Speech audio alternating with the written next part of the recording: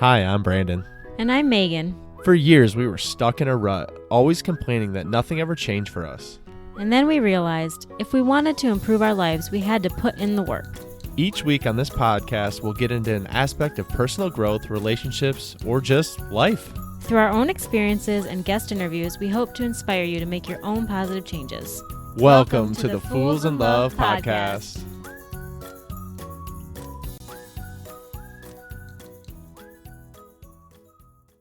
Hey, what's up, y'all? We are coming at you from a crazy place today. We're coming at you, if it sounds a little echoey, coming at you from our empty first home. Yes, we have sold the house, and it is crazy because we are handing over the keys today at 2 p.m. And by the time you even hear this, we'll have been days and days out of this house. Yeah, so we thought it'd be kind of cool to just reflect and talk a little bit about it, and just really, it's just crazy. I mean, the word that keeps coming up for me is just surreal. It's just surreal. And going off of surreal, if I can be real with you and everyone else, I mean, there's a good amount of fear in it too, because we don't have another place to go. And so, I think hopefully in this episode we'll tie in some lessons, because honestly, I think there's so many different analogies and tie-ins from selling your house to, life in general. And I've just been reflecting on a lot of those things. So I hope we can get into a lot of that today. Yeah, I think when you said surreal, that's the perfect word for it, because, it just is. It's like, how can this be the end and also the beginning? And just there's so many different things and feelings. Like last night was our first night in our Airbnb that we have for a month. So we need to get moving on finding a new house, which is, wow, been quite the process so far, which is why we're in the Airbnb in the first place. But it just all feels like I was laying in bed last night, like, this is so weird. Like, we will never go back to our house ever, minus tomorrow morning today to clean it up and get it ready. So I don't know. I've been really emotional. I've had some hard times, especially guys, if I make it through this episode, talking more than this, you'll be amazed because it's been hard. Yeah. And obviously the emotions are raw, because we're literally sitting here looking around. But to be fair, we're standing here because of our But yeah, like Meg was saying too, and I touched on it briefly, but the housing market here is insane. So the houses are gone within a day. And so we sold our house because the market was so good, but then now we're going to buy a house, and like I said, there's a lot of uncertainty and a lot of fear there. And I think as I reflect on that, I was reflecting on it honestly as I drove over here today. That fear and uncertainty is always there, isn't it? Do any of us really know what the next step is? And I think for us, if we would have sat in that fear of not knowing what would happen next, we wouldn't have taken the step to sell the house. We would have stayed in this house, even though, let's just say this, we love this house. We love it. But it's way too small. It doesn't work. When we came into this house, we came into it just the two of us and our dog.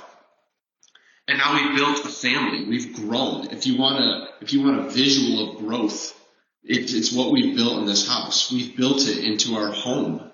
It was a house we bought with our dog, and we built it into our home. But we've grown, and as we've grown, as our kids have grown, they're now 6 and 3. We didn't even have them when we came into this house. We've met the capacity of this house.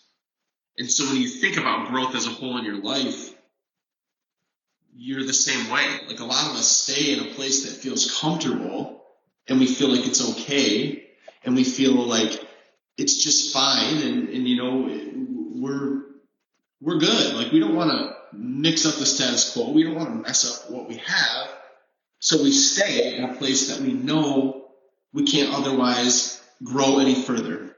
You've met your bounds, you've met your walls, your attic's full in your own mind, and you can't possibly expand beyond that. But because we're so fearful of what might happen next, we can't then leave where we are. And we're in that place right now because we don't know what the future holds. But what I do know is we're going to be here. We're going to survive it. And a lot of times those difficult things where you stay in that place, you're just limiting yourself in a way that you don't need to, because ultimately we will find a house. Ultimately, whatever it is in your mind that you're fearing, that you don't want to let go of, you can let go of. Because I just heard on a podcast recently, someone was talking about, like, you don't ever think about, like, when you're thinking about change, when you're thinking about doing things differently, when you're thinking about reaching beyond where you've been, you always think about the obstacles in your way and what could happen. Like, if I leave this job, what could happen? If I leave this house, what could happen? If I, decide to try this, what could happen? If I don't do that, what could happen? And a lot of times you think about it that way.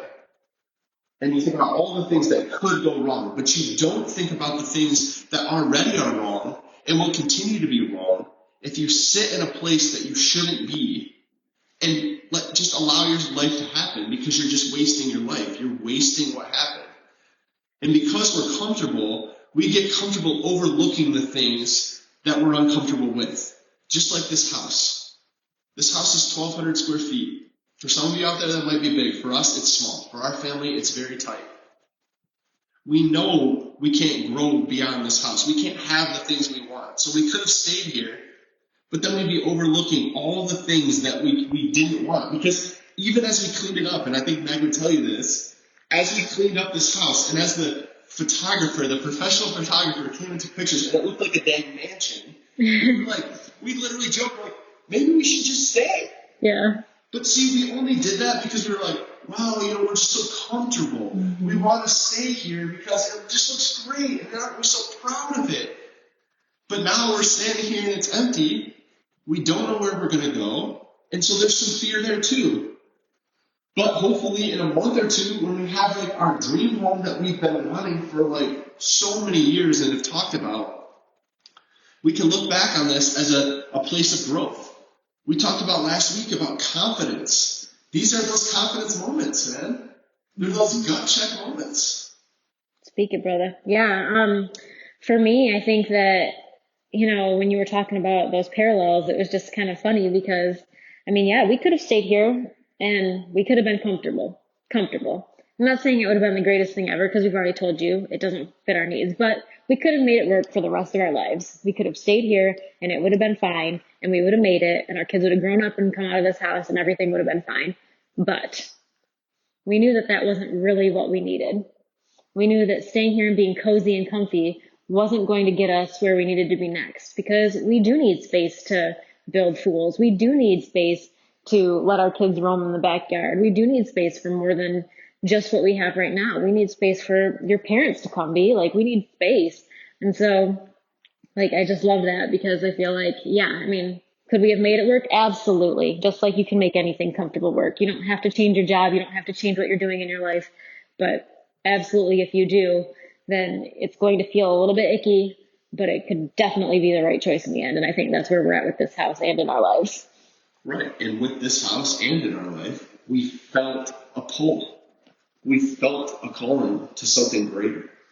And I get a house is a house. It's a material thing. I'm not trying to say that that's something greater. But we did feel, and we have felt for many years, and I know Meg would agree with this, that we just needed to go. Mm-hmm. But because we didn't want to deal with the turmoil of what it was, because trust me, we've been working our butts off for months. The last couple of days have been crazy, and today's going to be no different. We're going to be going through this house, cleaning off all of our funk that we left in here, and going on to something new. But see, we put a Band-Aid on that, and we were we don't want to deal with what could possibly be out there, what we build up in our minds, so we just don't want to do it, and so we're not going to do it. And for years, we've lived that way. And it's you can preach that in any different way you want, and we often do. We talk about how you need to push into this discomfort, lean into the discomfort, but that doesn't make it any easier. And right now, we're sitting in a moment, like I said, is raw and real. It's not easy. Looking around this house right now is not easy. It's hard. It's so bizarre to look around a place and to think we're going to hand off the keys today, and that someone new is going to move in tomorrow, and we're never going to drive into this neighborhood again. We're never going to need to come in here again. How bizarre is that? Like I was talking to Meg about all the different places we've lived, and you leave and you never go back. Mm-hmm. But again, not to be ridiculous, but tie it back. Those places, those things in the past, you don't need to go back because you've gone to the future. You've spread your wings and you've gone out there and you've taken on new challenges. And who cares about the past? And that's how we should live our life. Like once we leave this place, we shouldn't be driving off, looking in the rearview mirror. Sure, take one look back, realize it was a great place, realize what a blessing it was, or whatever challenges were there. Because trust me, we faced a ton of challenges in this home, which Meg posted on IG yesterday about. And I mean, so many things to reflect on, which you've heard a lot of those stories, y'all. But you can look back and you can say, yeah, that was great. There were some challenges, there was some turmoil, there were some amazing things. But now I'm moving onward and upward. I'm moving forward. My eyes are focused forward. Because looking back, looking in the past, and again, we have no idea when we'll find our house. We have no idea what we're about to be up against. But it doesn't change the reality that this house wasn't going to work anymore. Mm-hmm. The past experiences we had weren't going to work anymore.